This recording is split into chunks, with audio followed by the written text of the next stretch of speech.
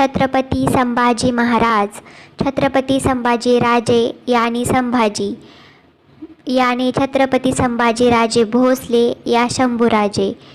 जन्म 1657, मृत्यू 1689। मराठा सम्राट और छत्रपति शिवाजी महाराज के उत्तराधिकारी थे। उस समय मराठों के सबसे प्रबल शत्रु मुगल बादशाह औरंगजेब बीजापुर और गोलकुंडा का शासन हिंदुस्तान से समाप्त करने में उनकी प्रमुख भूमिका रही। संभाजी राजे अपनी शौर्यता के लिए प्रसिद्ध थे। संभाजी राजे ने अपने कम समय के शासनकाल में 210 युद्ध किए और इसमें एक प्रमुख बात ये थी कि उनकी सेना एक भी युद्ध में पराभूत नहीं हुई। उनके पराक्रम की वजह से परेशान होकर औरंगजेब ने कसम खाई थी कि जब तक छत्रपति संभाजी राजे पकड़े नहीं जाएंगे वो अपना कीमोश सर पर नहीं चढ़ाएगा। 11 मार्च 1689 को औरंगजेब ने छत्रपति संभाजी महाराज की बड़ी क्रूरता के साथ हत्या कर दी। छत्रपति संभाजी राजे 9 वर्ष की अवस्था में छत्रपति शिवाजी महाराज के प्रसिद्ध आगरा यात्रा में वे साथ गए थे। औरंगजेब के बंदीगृह से निकल पुण्यश्लोक छत्रपति महाराज के महाराष्ट्र वापस लौटने पर मुगलों से समझौते के फलस्वरूप संभाजी राजे मुगल सम्राट द्वारा राजा के पद तथा पंचहजारी मसब से विभूषित हुए। औरंगाबाद की मुगल छावनी में मराठा सेना के साथ उनकी नियुक्ति हुई। युग प्रवर्तक राजा के पुत्र रहते उनको यह नौकरी मान्य नहीं थी, किंतु हिंदवी स्वराज्य स्थापना के शुरू के दिन होने के कारण और पिता पुण्यश्लोक छत्रपति श्री शिवाजी महाराज के आदेश के पालन हेतु केवल 9 साल के उम्र में ही इतना जिम्मेदारी का लेकिन अपमानजनक कार्य उन्होंने धीरज से किया। उन्होंने अपने उम्र के केवल 14 साल में उन्होंने बुधभूषण, नखशिख, नायिका भेद तथा 7 शातक यह 3 संस्कृत ग्रंथ लिखे थे। शिवाजी महाराज के राज्याभिषेक और हिंदू स्वराज्य के बाद स्थापित अष्टप्रधान मंत्रिमंडल में से कुछ लोगों की राजकारण की वजह से यह संवेदनशील युवराज काफ़ी क्षतिग्रस्त हुए थे। पराक्रमी होने के बावजूद उन्हें अनेक लड़ाइयों से दूर रखा गया था। स्वभावतः संवेदनशील रहने वाले संभाजी राजे उनके पिता छत्रपति शिवाजी महाराज जी के आज्ञा अनुसार मुगलों को जा मिले ताकि वे उन्हें गुमराह कर सके, क्योंकि उसी समय मराठा सेना दक्षिण दिशा से दिग्विजय से लौटी थी और उन्हें फिर से जोश में आने के लिए समय चाहिए था।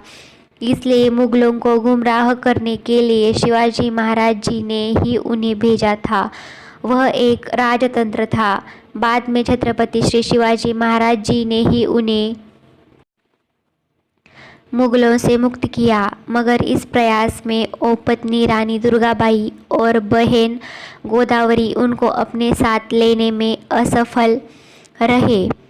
छत्रपति शिवाजी महाराज की मृत्यु 3 अप्रैल 1680 के बाद कुछ लोगों ने छत्रपति संभाजी महाराज के अनुज राजाराम को सिंहासनासीन करने का प्रयत्न किया, किंतु सेनापति मोहिते, जो कि वह राजाराम के सगे मामा होते हुए भी उन्होंने यह कारस्तान नाकामयाब किया और 16 जनवरी 1681 को संभाजी महाराज का विधिवत राज्याभिषेक हुआ। इसी वर्ष औरंगजेब के विद्रोही पुत्र अकबर ने दक्षिण भाग कर धर्मवीर छत्रपति श्री संभाजी महाराज का आश्रय ग्रहण किया। अकेले मुगल, पोर्तुगीज, अंग्रेज तथा अन्य शत्रुओं के साथ लड़ने के साथ ही उन्हें अंतर्गत शत्रुओं से भी लड़ना पड़ा।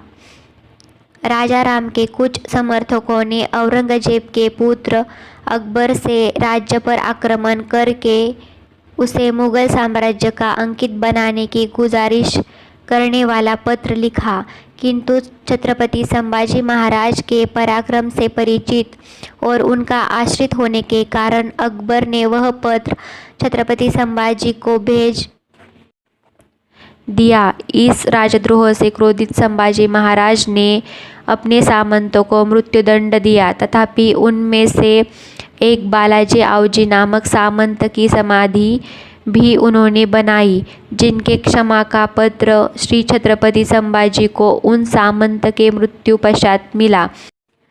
1683 में उन्होंने पुर्तगालियों को पराजित किया।